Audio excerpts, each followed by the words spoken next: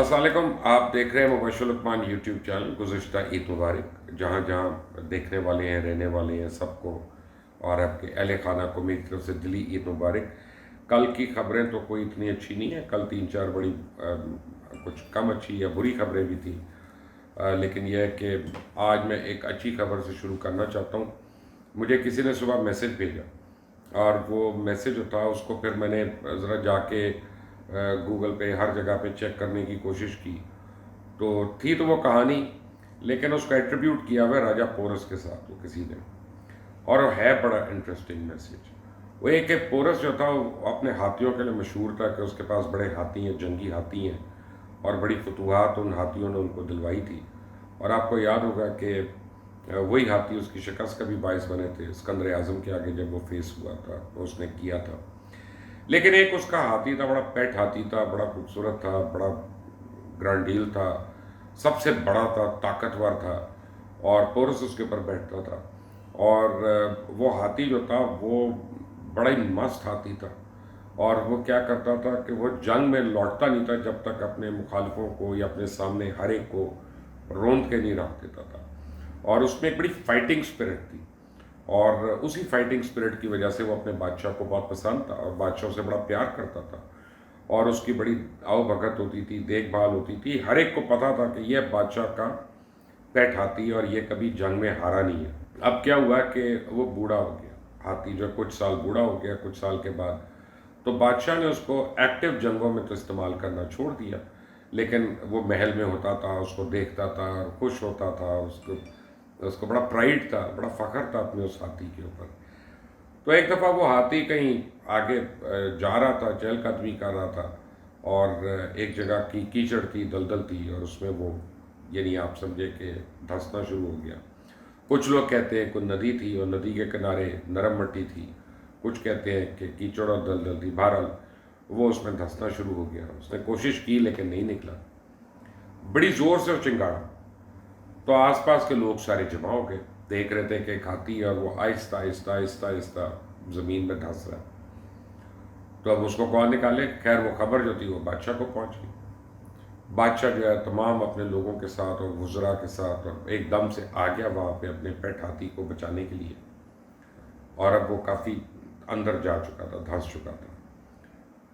تو اب ہاتھی تھا، کوئی چھوٹا موٹا جانور تو تھا نہیں، کوئی کتا یا بلی کے جس کو پکڑ کے نکال لیتے کھینچ کے، اس کا ایک اپنا وزن ہوتا ہے، اور اس زمانے میں تو بہرحال انسان ہی تھے۔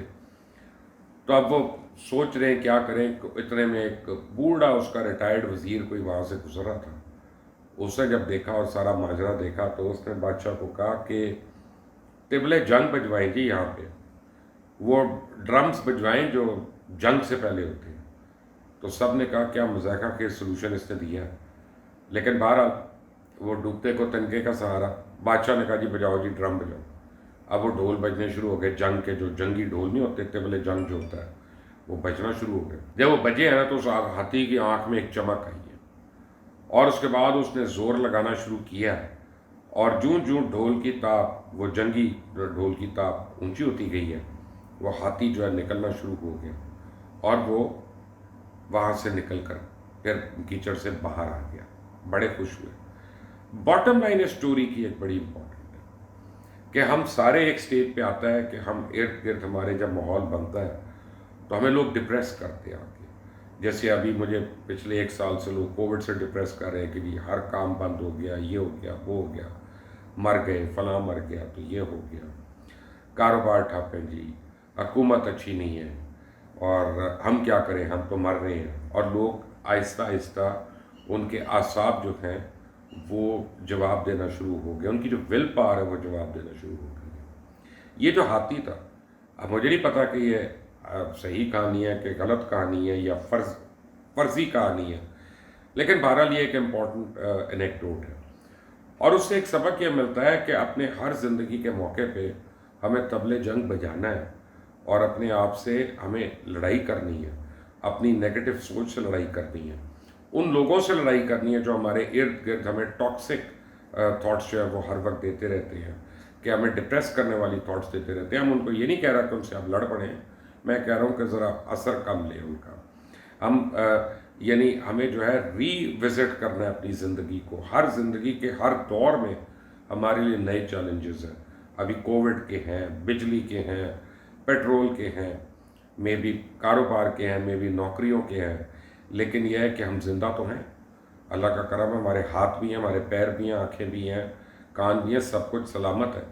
اور حوصلہ ہونا چاہیے، کیونکہ فزیکل طاقت تو اس کو ضروری ہے صرف کہ جس نے بوریاں اٹھانی ہیں یا جس نے وہ زور والا کام کرنا ہے.